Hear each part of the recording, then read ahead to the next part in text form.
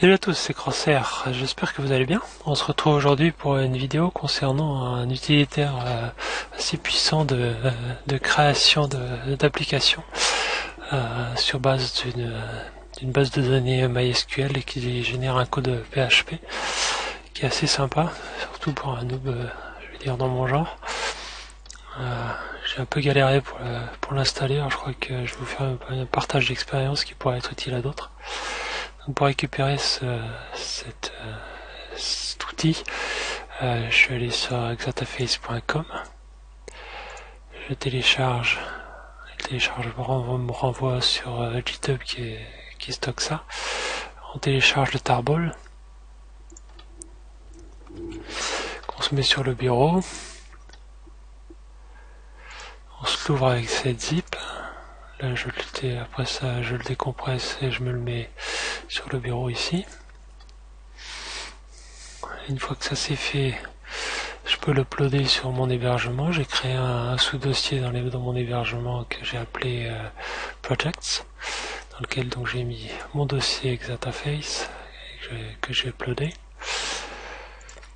Ensuite, je suis allé chez mon hébergeur, AutoSwitch en l'occurrence, qui permet de gérer mon hébergement via cPanel. Là-dedans, je crée un sous-domaine.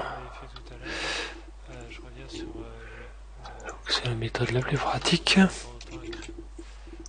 je vais faire par exemple, c'est que je vais créer une table de test dans laquelle je vais ajouter un champ ID.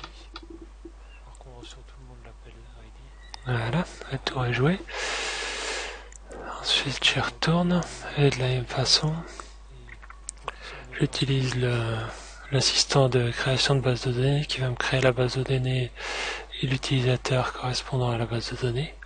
Donc là en l'occurrence j'ai fait pas compliqué, je me suis créé de la même façon un utilisateur projects dans une base de données projects. Ça c'est histoire de simplifier la vie. Alors une fois que ça c'est en place, je retourne sur FileZilla.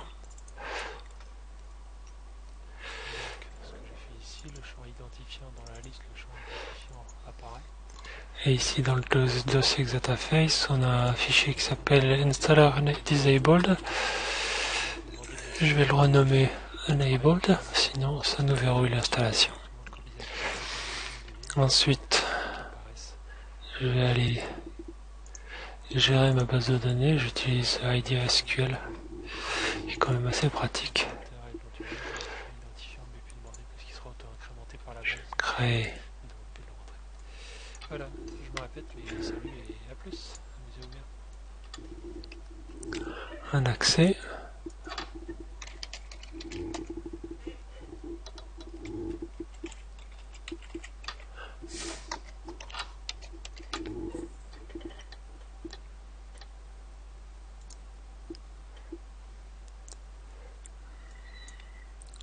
Qui permet d'accéder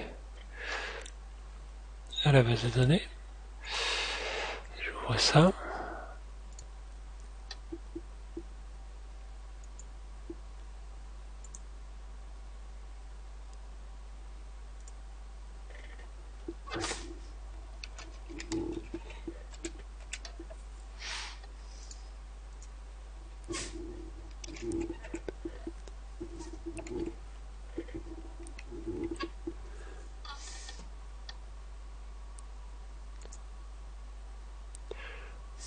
Et donc cet identifiant,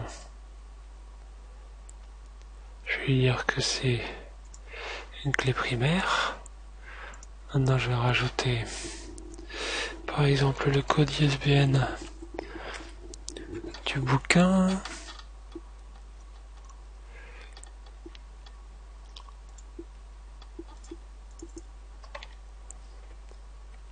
Une vingtaine de caractères. Je vais ajouter le nom des auteurs.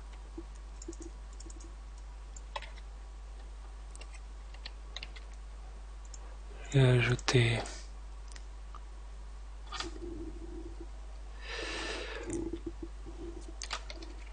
le nom du livre,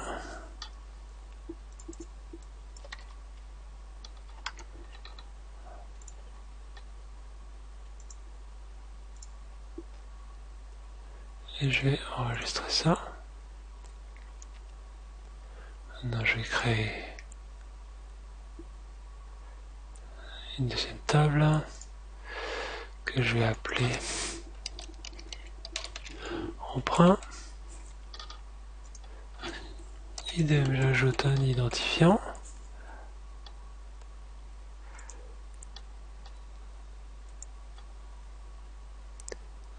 Donc je précise que c'est une clé primaire. Le nom de l'emprunteur.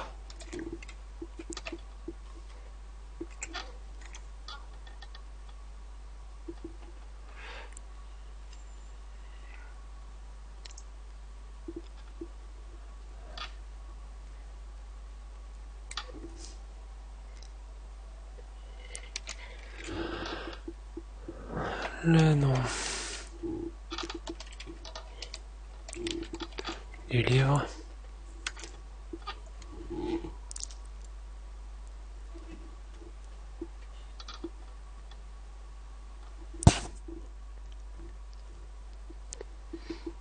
Donc maintenant je mets deux tables. Oui.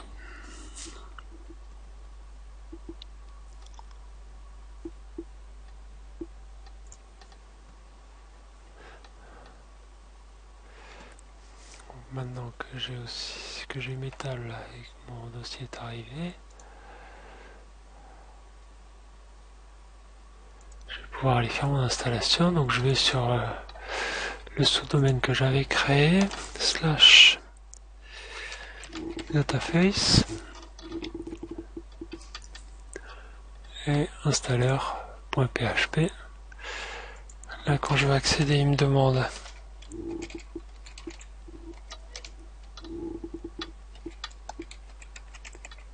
le nom d'utilisateur,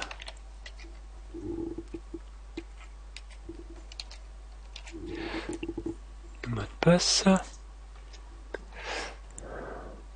Il me demande si je veux créer une installation ou utiliser une installation préconstruite. Alors en l'occurrence c'est pas une nouvelle, donc il va me demander de sélectionner la base de données, vu que j'ai rentré les noms d'utilisateurs et noms. Ici il me trouvait ça. Utilisateur de la base de données et le mot de passe. Il teste la connexion, c'est bon.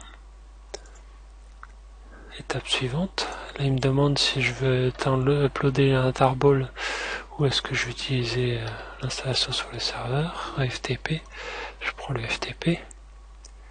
Ici, vous enlevez ça, sinon il va pas être content. Là vous rentrez vos coordonnées pour accéder au FTP. La connexion est bonne. Étape suivante, submit. Et donc à l'intérieur de mon dossier, il m'a créé un sous-dossier cross-HAI project.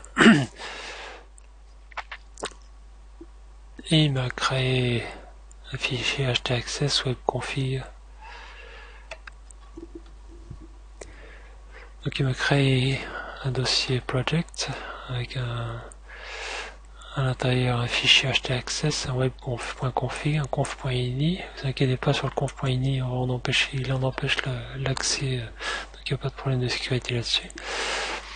Et un index.php. Je retourne au menu. L'affaire est entendue pour ça. Alors avant de pouvoir l'utiliser, on va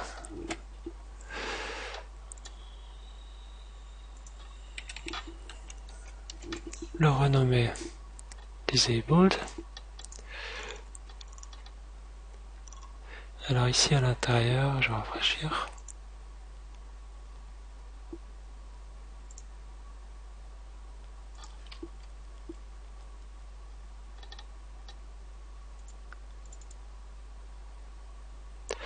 À l'intérieur de mon dossier project, il a créé un autre dossier dans lequel il y a tous les fichiers qui viennent de créer et qu'on vient de voir. Donc ça, je vais les prendre, je vais les remonter d'un niveau. Ça fait partie des galères que j'ai eues, alors surtout pensez à le faire, de ressortir de ce dossier, de le remonter au niveau de votre dossier principal, à l'intérieur duquel se trouve donc maintenant le moteur Xataface et tous les fichiers que vous avez créés qui vous sont propres. Et à l'intérieur de ce dossier-là, il n'y a donc plus rien.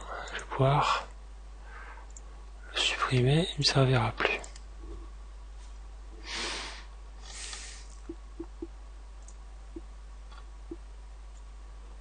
Je peux maintenant enlever ça. Oui, il y a encore un élément à rajouter. Vous allez créer un dossier qui va s'appeler templates_c,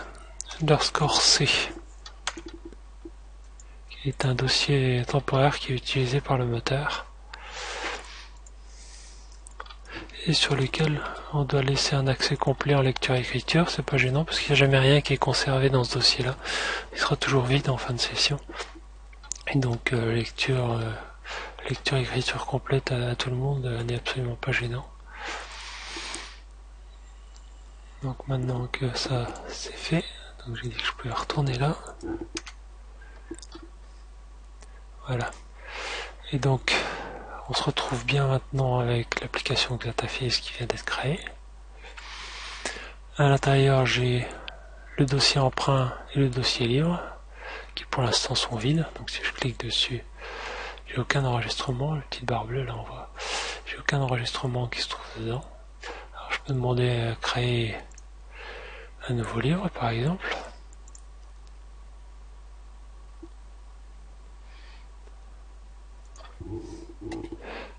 L'identifiant.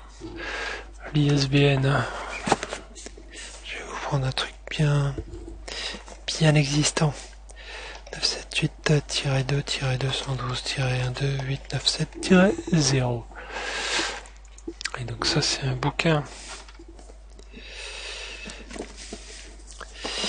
écrit par Olivier Saraja et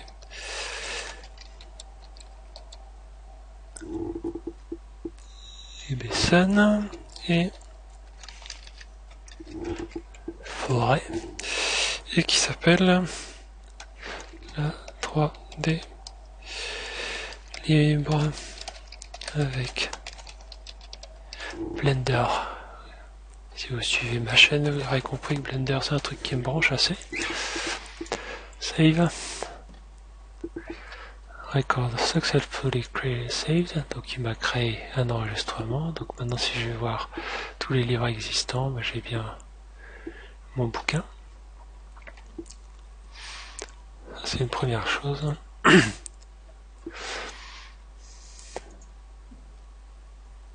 Ça donne le détail de l'enregistrement.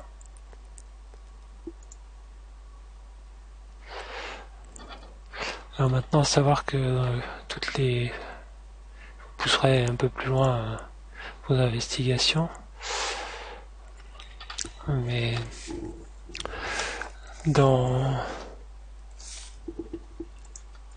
pour chaque table de la base de données, il est utile de créer un dossier qui portera le même nom et qui se trouvera à l'intérieur d'un dossier table qu'on va créer. Donc là j'ai créé un dossier livre.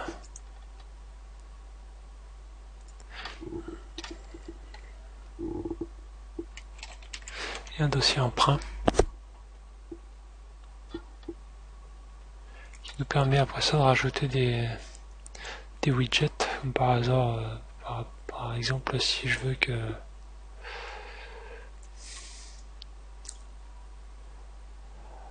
mes auteurs là portent un autre nom, ou bien alors si au lieu de ISBN qui est la définition par défaut,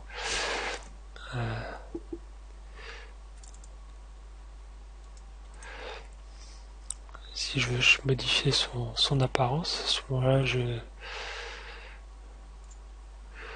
bon, c'est pas ça qui est le plus pratique, je vais aller sur PSPad, qui est quand même plus adapté. Dans mon dossier élargir.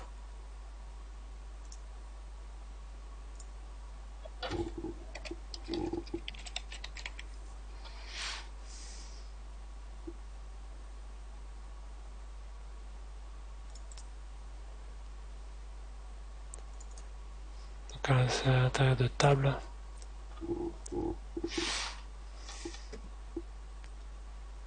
J'ai donc mes livres. Et ici à l'intérieur, je vais créer un nouveau fichier que je vais appeler fields.ini. Je vais éditer ça.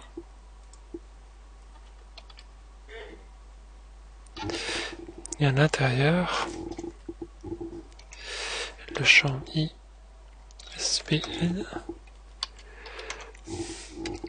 je vais lui rajouter un widget label égale code ISBN. Je sauvegarde ça. Voilà, maintenant que mon application est installée, mes champs sont renommés en fonction de ce qui m'intéresse. Il peut être intéressant, en l'occurrence là sur le nom du livre, d'utiliser en fait la table qu'on a ici derrière pour pouvoir faire un menu déroulant et sélectionner les noms de livres qui sont dans la bibliothèque. Donc pour faire ça, on va retourner dans notre dossier table, sur le dossier emprunt, parce que c'est bien dans le formulaire emprunt qu'on va faire une modif. Et dans le formulaire emprunt, on va créer un fichier qui va s'appeler valuelists.ini.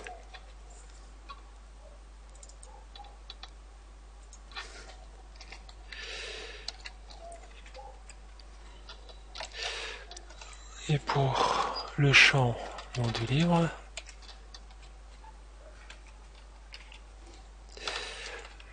il m'a pas mis le bon, c'est des crochets. Et je vais lui spécifier en fait que c'est une requête SQL que je veux qu'il me fasse. Et je vais lui faire un select ID nom underscore du livre from livre order by nom du livre. Ça va mettre mes bouquins sont triés par ordre alphabétique. Je sauvegarde ça. Et maintenant, sur ce champ ici, je vais encore créer un nouveau fichier que je vais aussi appeler fields.ini,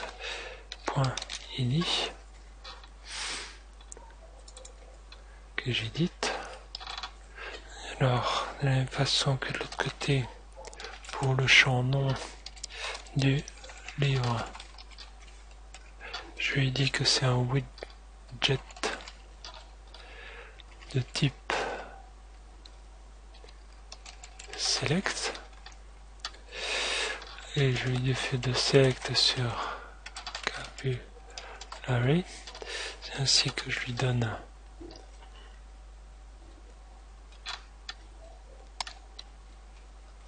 le nom du champ à sélectionner, nom du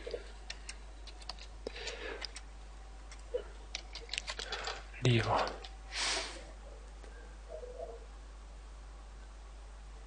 Je sauvegarde ça.